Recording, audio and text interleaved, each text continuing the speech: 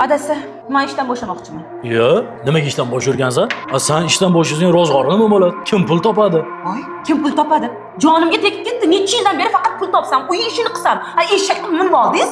Yo, to'rson pul topib tiling chiqib qoptimi? Ha, chiqadi dilim, chiqadi-da. Toping pul, ishlang, siz ham erkaklik mas'uliyatini his qiling. O'chir ovozingni. Erkak o'z mas'uliyatini ayoliga yuklab qo'yishni qanchalar ayanchli.